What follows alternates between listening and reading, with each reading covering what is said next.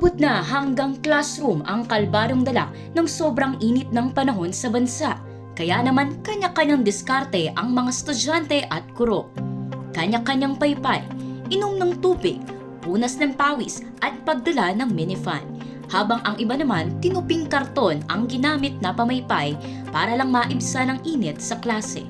Sobrang init po talaga yung as in nakakapaso na po talaga siya ng balat. Hindi po siya tulad ng karaniwan lang po dati na init na tolerable naman po. Ngayon as in hindi po talaga ako makatagal sa init. Apektado rin sa tindi ng init ang mga guro. Naapektuhan po rin kami kasi let's say for example ako po at my age, syempre pag sobrang init parang tumataas na rin yung presyon, yung aking BP. Kaya I'm sure sinusure ko po yon araw-araw na mag-take ako ng aking gamot.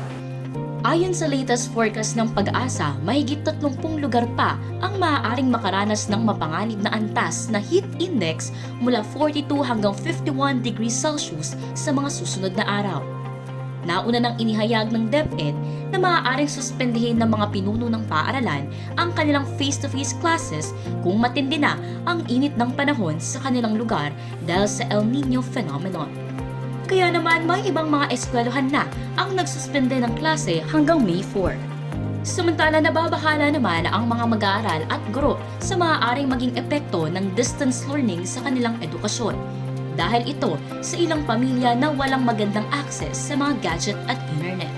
Ayon sa Save the Children Philippines, ang mga kabataan ang pinaka-vulnerable sa init dahil ang kanilang mga katawan ay may mas mababang kakayahan na makayanan ang mataas na temperatura kumpara sa mga matatanda. So given that fact, we should understand that they are really prone to several effects of extreme heat, and that can be in the form of heat stress, which is characterized by headache, dizziness, vomiting, and even fainting. There are reports over the radio and on TV that children are fainting in the classrooms. Paalala ng Pag-asa, mas titindi pa ang init ng panahon sa pagpasok ng Mayo na maaaring umabot sa 52 degrees Celsius. Kaya naman, panawagan ng ilan, ibalik ang dating pasukan sa Hunyo hanggang Marso.